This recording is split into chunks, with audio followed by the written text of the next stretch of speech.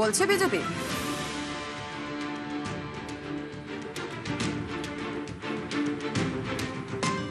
এটা আমাদের এখানে তৃণমূলের ব্লক সভাপতি ছিল প্রদীপ কর, যার বাড়ি হামিরপুরে। সামান্য জমির একটা মালিক ছিলেন, তারপরে একটু প্রমোটারি করতেন।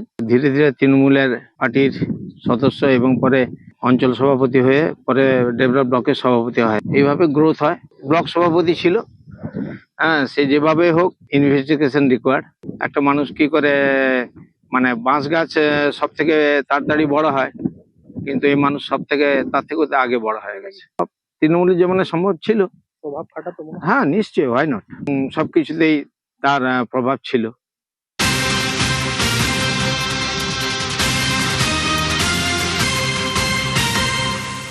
আর এই তৃণমূল নেতার সম্পত্তির ছবি দেখালাম, বিশাল বড় প্রাসাদের ছবিও দেখালাম। এবার একটু এর ব্যাকগ্রাউন্ড আমাদের একটু জানতে হবে, কারণ এই ডেবরার ব্লক তৃণমূল সভাপতি প্রদীপ কর তিনি তৃণমূল ছাত্র সংগঠন থেকে যুব নেতা হয়েছিলেন, পঞ্চায়েত সমিতির ভূমি কর্মাধ্যক্ষও ছিলেন, পরে পঞ্চায়েত সমিতির সহ সভাপতি হন। এখন তৃণমূলের ব্লক সভাপতি এই প্রদীপ কর। 15 বছরে 64টি জায়গার মালিক তৃণমূল নেতা। দিগ্বিজয় রয়েছে, আবারও চলে যাব দিগ্বিজয়ের কাছে। দিগ্বিজয়, এই প্রদীপ কর এখন কোথায়? তিনি, তার সঙ্গে কি কথা বলা সম্ভব হয়েছে? কথা বলতে পেরেছো তার সঙ্গে?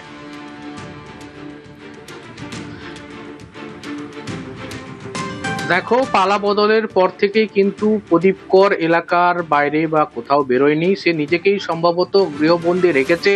তার সঙ্গে আমরা ফোনে অনেকবার যোগাযোগ করার চেষ্টা করেছি, কিন্তু কোনো রকম কোনো উত্তর দিতে চাইছেন না এ বিষয়ে।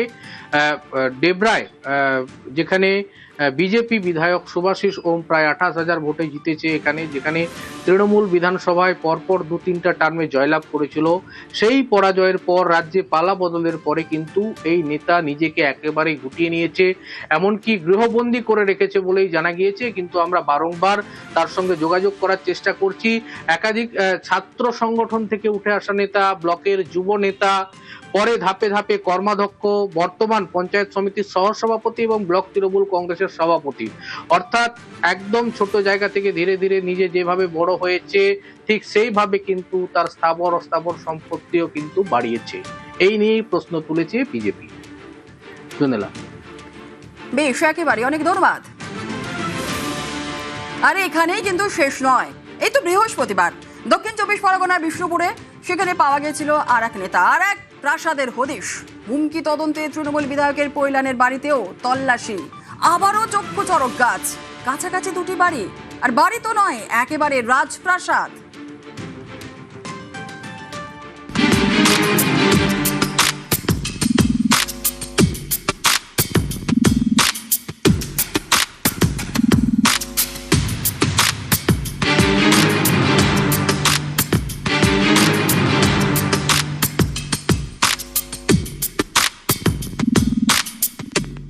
বিশাল বাড়ি, বাগান, সুইমিং পুল, ফোয়ারা, কিছুই বাদ নেই। দেখলে মনে হতেই পারে এটা কোনো রিসর্ট, কিন্তু এটা রিসর্ট নয়, বাড়ি। পৈলানে তৃণমূল বিধায়কের বাড়ি।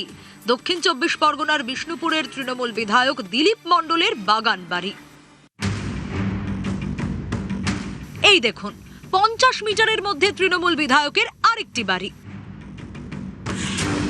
দক্ষিণ 24 পরগনার ডায়মন্ড হারবার লোকসভা কেন্দ্রের মধ্যে পড়ে বিষ্ণুপুর। এই বিধানসভা কেন্দ্রের তৃণমূল বিধায়ক দিলীপ মণ্ডল। বৃহস্পতিবার সাত সকালে তার খোঁজে তল্লাশিতে যায় পুলিশ পৈলানে তার এই বাগান বাড়িতে। অভিযান চালায় ডায়মন্ড হারবার জেলা পুলিশ, বিষ্ণুপুর থানার পুলিশ, সঙ্গে কেন্দ্রীয় বাহিনী।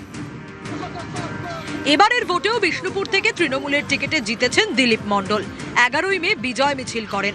সেখান থেকে তৃণমূল বিধায়ক হুমকি দেন, এখানে জায়গা নেই, শুধরে যাক, নাহলে ওই পেটে পাতুল দেখ সব গাড়ি মুড়ি বার করে দেবো। এখানে উন্নয়ন চলছে, উন্নয়ন চলবে। এদের টাইম দিলাম 15 দিন, তারপরে আর 7 দিন, তারপর লাস্ট বর্ডার। কত বড় ক্ষমতা, কত বড় হিম্মত, কত বড় লড়াইয়ের লোক আছে দেখে নেবো। আমরা পুলিশকে ভয় পাই না, পুলিশের সঙ্গে অনেকবার লড়েছি। পার্টি অফিস যারা ভেঙেছে তাদের রেহাই নেই। আদায় করে যাতে নিতে না পারি, তাহলে আমার নাম দিলীপ মণ্ডল নয়। এভাবে হুমকি দেওয়ায় তৃণমূল বিধায়কের বিরুদ্ধে থানায় অভিযোগ হয়। জামিন অযোগ্য ধারায় মামলা রুজু করে বিষ্ণুপুর থানার পুলিশ। এরপরেই বৃহস্পতিবার সকাল সকাল দিলীপ মণ্ডলের খোঁজে তার বাগান বাড়িতে তল্লাশি শুরু। 3 তলা বাগান বাড়িটা দেখুন, নামে বাড়ি, এ তো একেবারে রাজপ্রাসাদ। মেন গেট দিয়ে ঢুকে বাদিকে বিরাট সুইমিং পুল, ডান দিকে বড় একটা বাগান, বাগানে ফোয়ারা, দামি দামি মূর্তি। তৃণমূল বিধায়কের এমনই দাপট যে তার বাগানে বাঘে হরিণে জল খায়।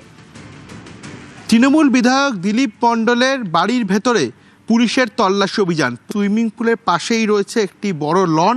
যে কোনো 3 স্টার 5 স্টার যে রিসর্ট, সেই রিসর্টকে হার মানাবে এই বাগান বাড়ি। পাশে রয়েছে এরকম কিছু বিদেশি পাখি, এবং বিদেশি পাখির পাশেই রয়েছে বেশ কিছু এক্সোস্টিক যে মূর্তি, অর্থাৎ বিদেশি যে মূর্তি, সেই মূর্তি রাখা রয়েছে। বাড়ির বাইরে দাঁড় করানো একের পর এক গাড়ি। বাগানের একদিকে গুহা, ভিতরে স্টোর রুম।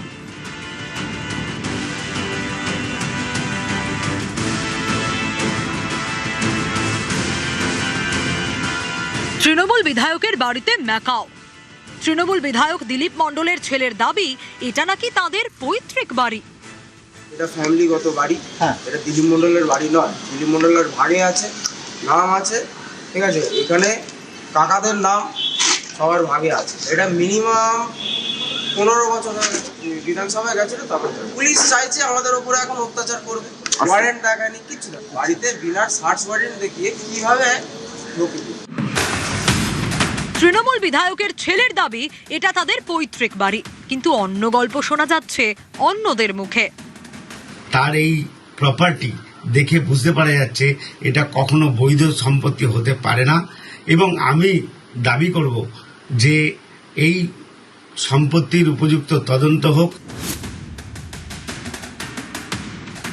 এই বাগান বাড়ি থেকে কিছুটা এগোলেই দিলীপ মণ্ডলের আরেকটি বাড়ি, এটাও আরেকটা প্রাসাদ।